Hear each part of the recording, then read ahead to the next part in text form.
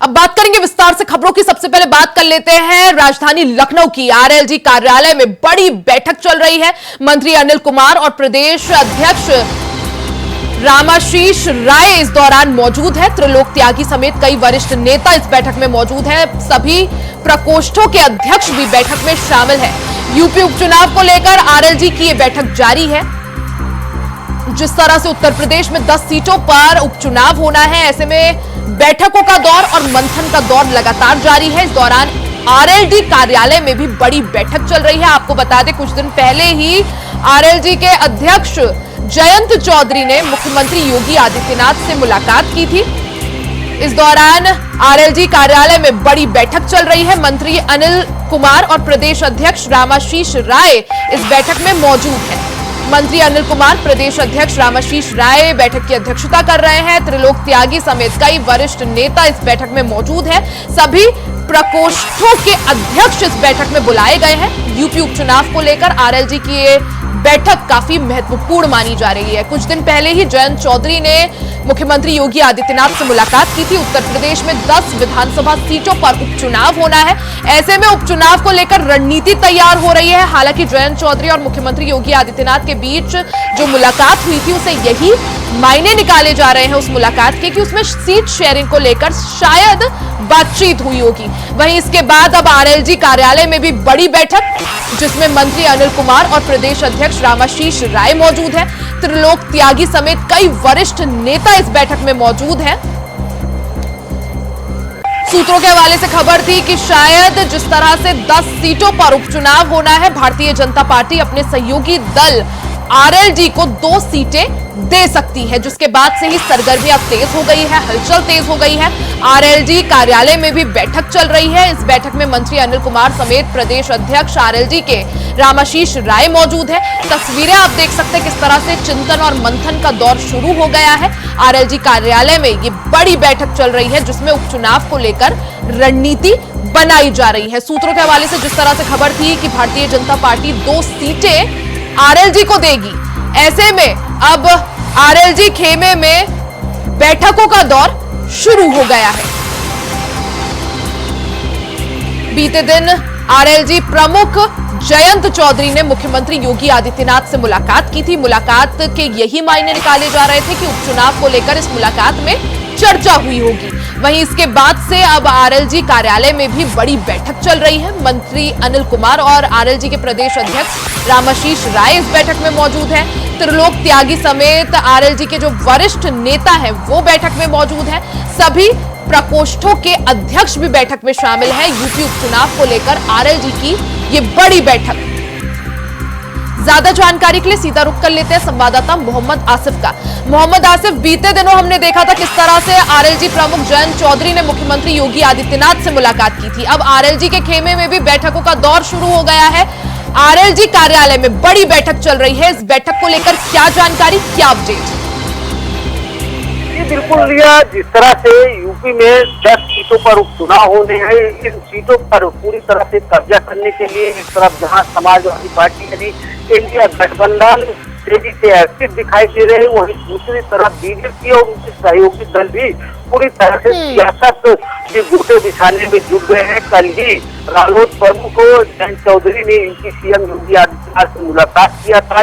इस मुलाकात के दौरान सीट शेयरिंग को लेकर चर्चा भी हुई थी। हालांकि मुख्यमंत्री से मिलने के बाद जयंत चौधरी ने कोई बयान नहीं दिया था, लेकिन जो अंदर खाने से खबर है, कहीं न कहीं आरएलडी प्रमुख से 3 सीटों पर चुनाव लड़ने के लिए कहीं न कहीं प्रेशर की राजनीति किया था। और अब सूत्रों का यह भी दावा है कि कुंगर की या मीरापुर की सीट पर आरएलडी अपने प्रत्याशी उतारेगी और इसी तैयारी को लेकर आज आरएलडी प्रमुख राष्ट्रीय कार्यालय पर अपने कार्यकर्ताओं नेताओं के साथ एक मंथन कर रहे हैं और साथ ही साथ रायशुमारी भी की जा रही है। सूत्रों का यह भी कहना है कि आरएलडी की बैठक में जो है चुनाव होने हैं, जो सीटों को लेकर चयन होने हैं, उसको लेकर भी चर्चा की जाएगी। और जिस तरह से आरएलडी बीजेपी की सहयोगी दल बन चुकी है, हालांकि कई ऐसे मामले सामने आए जहां पर आरएलडी पूरी तरह से बीजेपी के फैसले के खिलाफ दिखी, चाहे बिल्कुल बीच में कुछ खटपट के मामले भी सामने आए थे। हालांकि अब जिस तरह से जयंत चौधरी और मुख्यमंत्री योगी आदित्यनाथ की मुलाकात हुई, यही सोचा जाए कि शायद सीट शेयरिंग को लेकर कुछ बात बनती हुई यहां पर नजर आ रही है। हालांकि मोहम्मद आसिफ, अगर आज की इस बैठक की बात करें, कौन कौन दिग्गज इस बैठक में मौजूद है? क्या जयंत चौधरी की भी मौजूदगी?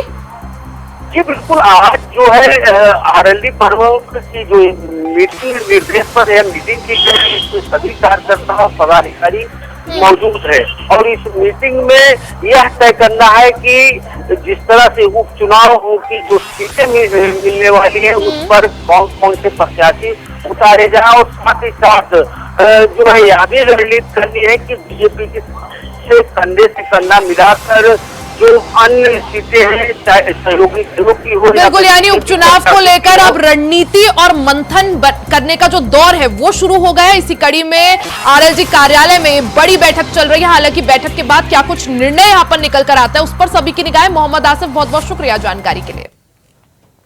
वहीं बड़ी खबर आपको बता दें, सांसद बाबू सिंह कुशवाहा की जमीन जब्त करने ईडी पहुंची है। कानपुर रोड पर स्कूटर इंडिया के सामने ये जमीन है जिस पर ईडी कार्रवाई करते हुए जमीन को जब्त करने पहुंची है। जमीन से अवैध निर्माण को भी गिराया गया है। तो ये बड़ी खबर आपको बता दें, जौनपुर से सांसद बाबू सिंह कुशवाहा की मुश्किलें बढ़ती हुई नजर आ रही है। सांसद बाबू सिंह कुशवाहा की जमीन जब्त करने ईडी की टीम पहुंची है। कानपुर रोड पर स्कूटर इंडिया के सामने की जमीन और इस जमीन को जब्त करने ईडी की टीम वहां पहुंची है। हालांकि इस जमीन पर बने अवैध निर्माण को भी प्रशासन की टीम ने ध्वस्त कर दिया है। तो समाजवादी पार्टी के टिकट पर जौनपुर से बाबू सिंह कुशवाहा इस लोकसभा चुनाव में जीते थे।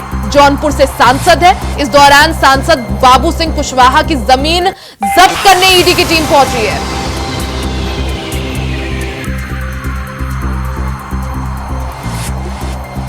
तो बाबू सिंह कुशवाहा की मुश्किलें यहां पर बढ़ते हुए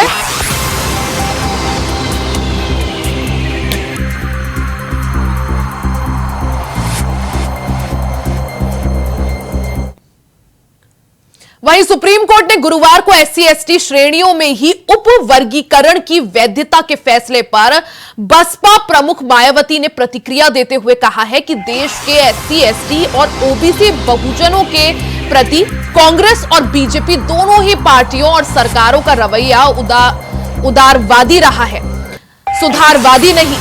वो इनके सामाजिक परिवर्तन और आर्थिक मुक्ति के पक्षधर नहीं, वरना इन लोगों के आरक्षण को संविधान की 9वीं अधिसूचना और अनुसूची में डालकर इसकी सुरक्षा जरूर की गई होती।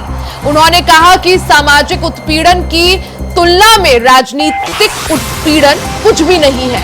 क्या देश के खासकर करोड़ों दलितों और आदिवासियों का जीवन द्वेष और भेदभाव मुक्त आत्मसम्मान और स्वाभिमान का हो पाया है?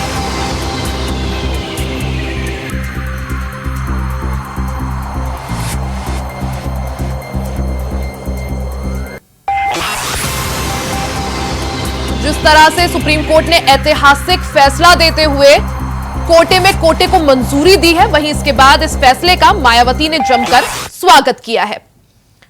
खबरों में आगे बढ़ते हैं। लोकसभा में विपक्ष के नेता राहुल गांधी का बयान सामने आया है। बड़ी खबर आपको बता दें, राहुल गांधी ने कहा कि मैं ईडी का खुले हाथों से इंतजार करूंगा क्योंकि मेरे खिलाफ ईडी की छापेमारी की योजना बनाई जा रही है।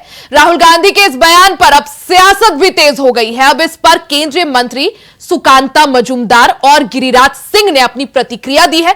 क्या कुछ वो कह रहे हैं, आपको सुनवाते हैं। समझता हूं देश का दुर्भाग्य है जो राहुल गांधी संवैधानिक पद पर एलओपी हैं, सदन चल रहा है, सदन के अंदर तो झूठ बोलते ही हैं, सदन के बाहर भी भ्रम फैलाने का काम किए हैं। उन्हें चुनौती देता हूं कि वो बताएं कि कौन अधिकारी उनको फोन किया है।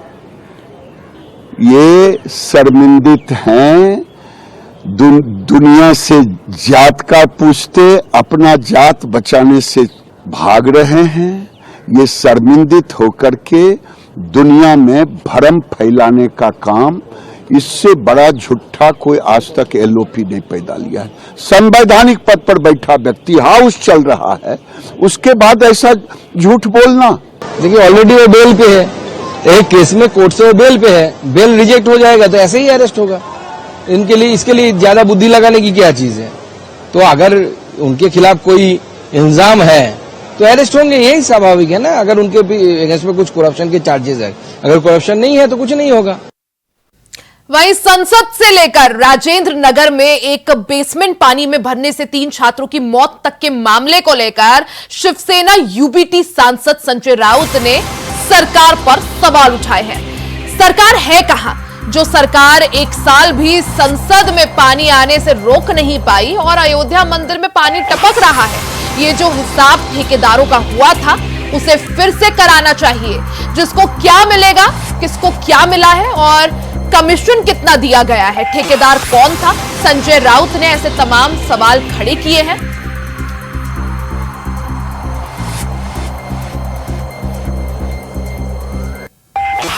पार्लियामेंट का आपने अगर नजारा देखा होगा 2 दिन पहले, तो अंदर न गाड़ी जाती थी न गाड़ी आती थी हमारी। जैसे कि एक स्विमिंग पूल बन गया है पार्लियामेंट और उनका परिसर। हमने जो पुरानी वाली पार्लियामेंट है उसको इतिहास है और 100 सालों पार्लियामेंट चल सकती थी। ग्रीक की पार्लियामेंट, इटाली की पार्लियामेंट, ब्रिटिश पार्लियामेंट हमसे भी पुरानी है और वही लोगों ने बनाई हमारी पार्लियामेंट और ठीक है। फिर भी नई पार्लियामेंट सेंट्रल विस्टा हजारों करोड़ अपने लोगों को देकर, आप ठेके भी अंदर अपने लोगों को दिए हैं, सब ठेके। लेकिन अंदर राम मंदिर लीक हो रहा है। अयोध्या में राम मंदिर बनाया, प्रभु श्री राम को बिठाया है, ऊपर से पानी टपक रहा है, एयरपोर्ट गिर रहे हैं पानी से। अब तो पार्लियामेंट हमारी पूरी पार्लियामेंट, पूरा पानी पार्लियामेंट में आ रहा है।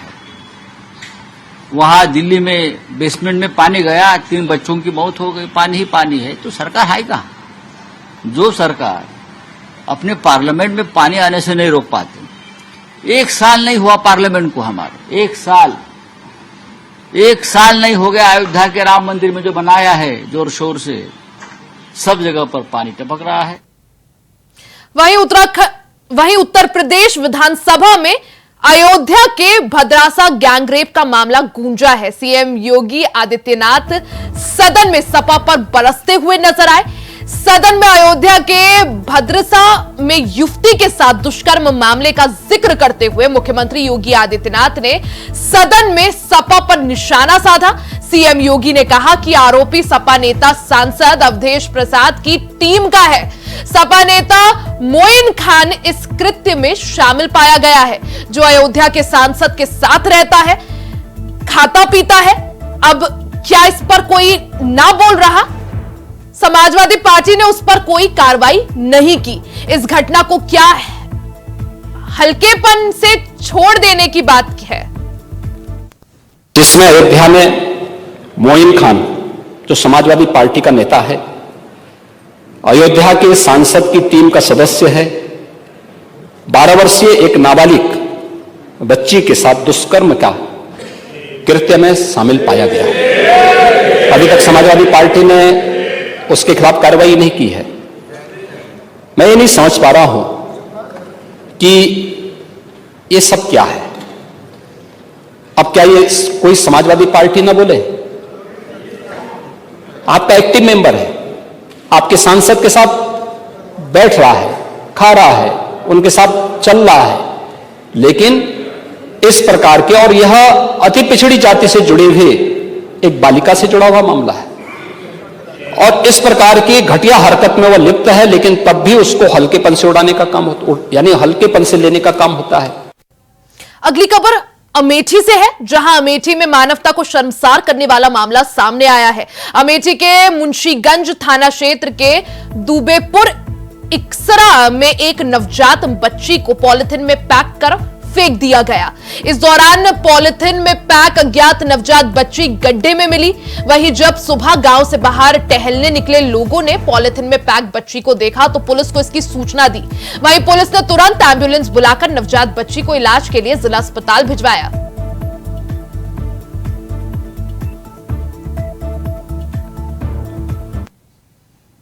खबर हापुड़ से है, जहां NH9 पर गंगा पुल के समीप शिव भक्त कांवड़ियों के तेज आवाज में बज रहे डीजे में शॉर्ट सर्किट की वजह से अचानक आग लग गई, जिसके बाद डीजे में आग लगने से हड़कंप मच गया। करीब 20 मिनट तक लगातार धू-धू कर डीजे जलता रहा। इस दौरान मौके पर पहुंची फायर ब्रिगेड की टीम ने कड़ी मशक्कत के बाद आग पर काबू पाया।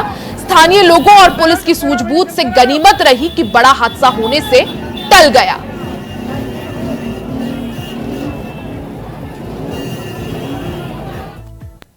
वहीं गोमती नगर के ताज होटल के पास युवती से छेड़छाड़ करने वाले 12 और आरोपियों को पुलिस ने गिरफ्तार कर लिया है। अभी तक इस घटना में कुल 16 आरोपी गिरफ्तार किए जा चुके हैं। सीसीटीवी फुटेज और वायरल वीडियो के आधार पर पुलिस ने ये गिरफ्तारियां की है। इसके पहले गुरुवार सुबह कमिश्नर ने कार्रवाई करते हुए डीएसपी प्रबल प्रताप सिंह और तमाम अधिकारियों को हटा दिया था।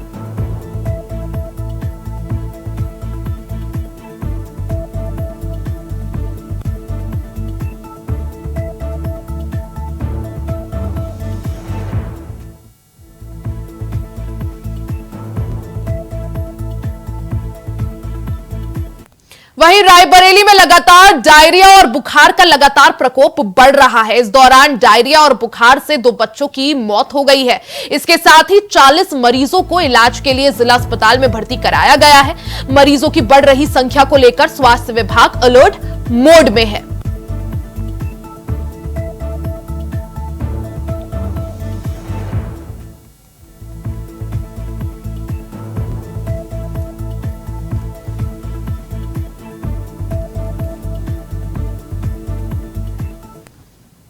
वहीं उत्तर प्रदेश की योगी सरकार द्वारा लाए गए नजूल भूमि के बिल को लेकर सियासी संग्राम शुरू हो गया है।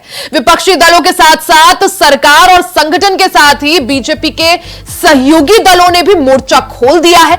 बीजेपी के सहयोगी अपना दल एस की मुखिया और केंद्रीय मंत्री अनुप्रिया पटेल ने इस विधेयक को तत्काल वापस लेने की मांग की है। बताते चले कि बीजेपी प्रदेश अध्यक्ष और एमएलसी भूपेंद्र सिंह चौधरी के विरोध जताने के बाद बिल को प्रवर समिति को भेज दिया गया।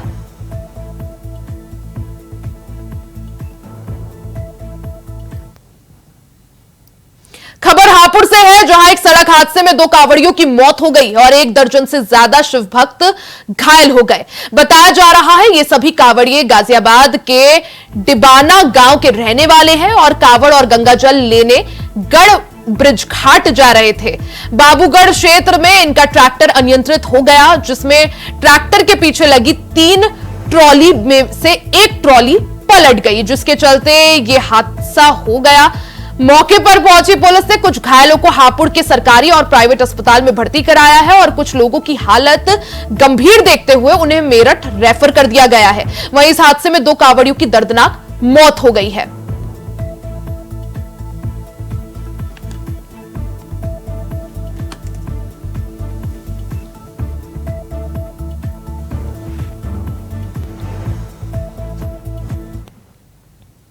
इसी के साथ इस बुलेटिन में फिलहाल के लिए सिर्फ इतना ही। खबरों का सिलसिला जारी रहेगा, बने रहे हमारे साथ।